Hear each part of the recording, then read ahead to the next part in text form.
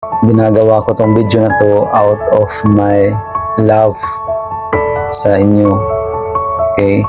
Sapagkat ganun din ako dati. Meron po akong ginawang video at sinabi po sa video na yon na yung mga taong namatay na ay huwag mong padadasalan. Yung mga yumao na, ito man ay mahal mo sa buhay o ibang tao man. O kaya naman huwag kang lalapit sa mga taong nagpapadasal para bayaran at ipagdasal yung kaluluwa ng taong mahal mo o kung sino man para umakyat yung kanyang kaluluwa sa kalangitan at maligtas. Nakakalungkot dahil marami po ang hindi ito nauunawaan at nangunguna ang kanilang emosyon. Sila po ay nasasaktan at minamasama nila yung video na yon. Pero ako po ay nagpapasalamat sa Panginoon dahil nakita ko po sa video na yon na mas marami po ang nakaka-appreciate, ang natututo at nagpapasalamat dahil mas nagkaroon sila ng puso na manumbalik sa Panginoon at itama ang kanilang pananampalataya pagdating sa Diyos. Malinaw po sa Biblia na hindi po talaga biblical ang ipagdasal ang kaluluwa ng taong namatay na or yumao na para po umakyat sa langit. Magandang aral po ito na malaman natin nang sa gayon tayo pong mga nabubuhay pa ay magkaroon ng initiate na manumbalik sa Diyos at magpasakop sa Panginoon habang tayo po ay nabubuhay pa. Marapat lamang na tayo pong mga nabubuhay pa ay magsisi sa Diyos at hindi po umasa sa mga panalangin ng mga taong nasa paligid natin kapag dumating ang panahon ng ating kamatayan at maging huli sa pagsisisi. Sa video po na ito, gagawin po natin ng part 2. Mas patitibayin pa po natin ang aral na ito na bakit nga ba hindi po natin dapat ipagdasal ang mga kaluluwa ng mga taong yumao na. Tatlong bagay po ang dapat nating malaman bakit hindi po natin dapat ipagdasal yung kaluluwa ng taong yumao na. Number 1 po, nakasaad sa Biblia na hindi po maaaring makaakyat ang kaluluwa ng isang taong nasa impyerno na para siya ay mapunta ng kalangitan. Sa Luke chapter 16, mababasa po natin ang kwento ni Lazaro at ng isang mayaman. Si Lazaro ay isang taong mahirap na napunta ng langit kasama si Abraham at isang tao na mayaman naman po na napunta naman po sa impyerno. Basahin po natin yung Luke chapter 16 verse 26. Sabi po dito, isa pa hindi maaari ang sinabi mo dahil may malawak na bangid sa pagitan natin. Ang mga nandito sa amin na gusto pumunta riyan ay hindi makakatawid at ang mga nariyan sa inyo ay hindi rin makakatawid dito. Sino po nagsasalita dito? Walang iba po kundi si Abraham. Si Abraham po na matagal nang namatay noong panahon po ni Jesus Christ. At kinukwento po dito sa Biblia na ito sa Luke chapter 16 na yung mayaman na nahihirapan sa impyerno at naiinitan ay gustong makaranas ng patak ng tubig para maibsan yung kanyang init na nararamdaman. Pero malinaw na sinabi ni Abraham na hindi po maaaring makapunta ang taong nasa impyerno na para makapunta sa kalangitan. So kung si Abraham nga po mga kapatid ay walang magawa, tayo pa kaya na mga tao lamang? Naiintindihan ko po mga kapatid at ito po talaga ay nakakalungkot na pangyayari sa ating mga buhay. Kung malaman mo ba naman na yung kamag-anak mo o mahal mo sa buhay ay nasa impyerno, syempre hindi naman po natin yun gusto.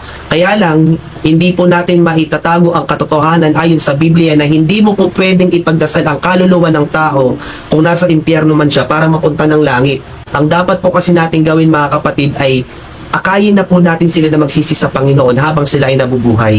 Pangalawang katotohanan po sa video na to, wala pong purgatorio.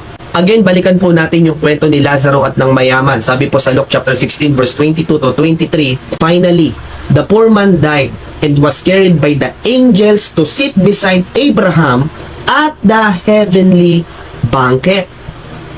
The rich man also died and was buried. Verse 23, and he went to the place of the dead. There in torment, he saw Abraham in the far distance with Lazarus at his side. So makikita po natin dito na nung namatay po si Lazaro, pagkamatay po niya, idinala po siya ng mga anghel ayon sa kagustuhan ng Panginoon. Nadalhin po siya ng langit, sinabi po ganun, to sit beside Abraham at the heavenly banquet. At makikita naman po natin na yung mayaman na hindi po mananampalataya, nung namatay po ay napunta naman po sa impyerno. So makikita po natin yung sinasabi ng Hebrews 9:27 na siyang sinabi ko po last video na after mamatay ng isang tao is judgment day na. Ibig sabihin ng judgment or pagbuhukom kung saan ang itinakda ng Diyos sa iyong buhay, kung langit ka o impyerno, according sa ginawa mo rito sa lupa, doon po tayo mapupunta. Therefore, wala po talagang impyerno dahil after mamatay ng isang tao, langit na siya o impyerno, ayon po sa pagkakahusga ng Panginoon. Pangatlong dapat po natin malaman sa video na to, ang repentance po ay isang personal na bagay. Ang ibig po sabihin na personal ang repentance, hindi po pwede na yung ibang tao ang hihingi ng tawad para mapatawad ka sa kasalanan mo. Kung ikaw yung nagkasala, ikaw dapat yung humingi ng tawad sa Diyos. Basahin po natin sinasabi ng Ezekiel chapter 18 verse 20. Ang taong nagkasala ang siyang dapat mamatay. Hindi dapat parusahan ang anak dahil sa kasalanan ng kanyang ama, at ang ama naman ay hindi dapat parusahan dahil sa kasalanan ng kanyang anak. Ang taong matuwid ay gagantimpalaan sa ginawa niyang kabutihan, at ang taong masama ay parurusahan dahil sa ginawa niyang kasamaan. Okay, gusto ko lamang pong i-clarify ang salvation o kaligtasan. Naniniwala po tayo na ikaw po ay saved. Once na sinuko mo yung buhay mo, you accept Jesus Christ as your Lord and Savior, nagrepent ka, nagsuko ka ng buhay, na born again ka, at natanggap mo ang banal na spirito sa buhay mo. Maybe po sa ibang video pag-usapan po natin ng mas malalim yan. Now, ganito po. Gusto ko pong malaman ninyo na ang pag-aalay ng buhay sa Diyos or pagre-repent or pag-accept kay Jesus Christ as Lord and Savior ay isa pong personal na desisyon. Like for example, hindi porket tinanggap ko si Jesus Christ as my Lord and Savior ay tinanggap na rin ng kaibigan ko or ng kaklase ko or ng katrabaho ko si Jesus Christ. Maaring ako po ay nagsuko ng buhay sa Panginoon, pero yung mga taong nasa paligid ko ay hindi ganun ang desisyon nila. So kung humingi man ako ng tawad sa Diyos, napatawad ako sa kasalanan ko, pero yung hindi humingi ng tawad ay hindi po mapapatawad yung kasalanan nila. Hindi naman po porket ako yung humingi ng tawad para sa kanila. Like for example, sabihin ko, Lord, patawarin mo po yung kaibigan ko dahil makasalanan siya. Hindi po yun mapapatawad ng Panginoon. Dapat po siya mismo ang humingi ng tawad personally kay Lord. What if ma-pride talaga yung tao na yun? Ayaw niyang humingi ng tawad sa Diyos, hindi siya naniniwala kay Jesus Christ. Kahit pasabihin ko kay Jesus Christ na, Lord, unawain mo na po siya. Kahit na makasalanan siya, kahit na hindi siya naniniwala sa iyo, patawarin mo na po siya. Eh kung yung tao ayaw pong maniwala at sumampalataya sa Panginoon, wala po akong magagawa doon dahil desisyon po yun ng isang tao. At si Lord, di ko po alam sa kanya kung patatawarin niya yung tao na yun. So ganun din naman po mga kapatid, pagdating po sa yumao nating mahal sa buhay, kapag siya po ay namaalam na or nawala na po rito sa lupa, hindi po natin pwedeng ipagdasal sa Diyos yung kanyang kaluluwa at ihingi po ng tawad sa Diyos yung nagawa niyang kasalanan. Dapat po kasi nung siya po ay nabubuhay, siya po mismo yung humingi ng tawad sa Diyos para po napatawad yung kanyang kasalanan. At ito po ay hindi nakasalalay sa ating mga panalangin. Kasi nga po again, ang repentance ay isang personal na desisyon. Siguro may napapaisip sa inyo or may nagtatanong sa inyo na, paano naman pastor yung sinabi ni Jesus Christ na, Ama, patawarin mo sila sa kanilang ginagawa sa Luke chapter 23 verse 34. Malinaw po na si Jesus Christ ang humihingi ng tawad sa kanyang ama para sa kasalanan ng mga tao. Ganito po yan mga kapatid. Tandaan po natin, nung panahon na sinabi po yun ni Jesus Christ, tinatrabaho niya po ang salvation, ang kaligtasan po natin. Ano po yung tinatrabaho niya? Yung pagkapako niya po sa cross. At ang representation nga po doon ni Jesus Christ ay sacrificial lamb. Siya na po yung inalay na mamatay para po sa ating mga kaligtasan. Nagbuwis po ang ating Panginoong Hesus ng buhay at dugo para naman kung sino ang sasampalataya kay Jesus Christ ay magkakaroon ng kaligtasan. So malinaw na yun ang purpose ni Jesus Christ, magbigay ng salvation sa ating lahat. Kaya po nung siya po ay namatay sa cross, doon po niya sinabi na, Ama, patawarin mo sila sa kanilang mga ginagawang kasalanan. Now, si Jesus Christ, kaya niya pong sabihin yun kasi si Jesus siya. Pero tayo kung magsasabi nun, hindi po tayo si Jesus Christ. At hindi po holy ang ating blood. Pangalawa, hindi naman po tayo namatay sa cross kagaya ng ginawa ni Jesus Christ para ihingi ng tawad sa Diyos Ama yung kasalanan ng ibang mga tao. So pastor, ano po ang dapat nating gawin kung hindi po natin kayang ipagdasal o ihingi ng tawad yung nagawang kasalanan ng ibang tao? Ano ang dapat nating gawin? Dapat po nating ipangaral ang salita ng Diyos, ang Biblia, ang salvation, ang kamatayan ni Jesus Christ. Magsisi sila sa kanilang mga kasalanan habang nabubuhay pa sila.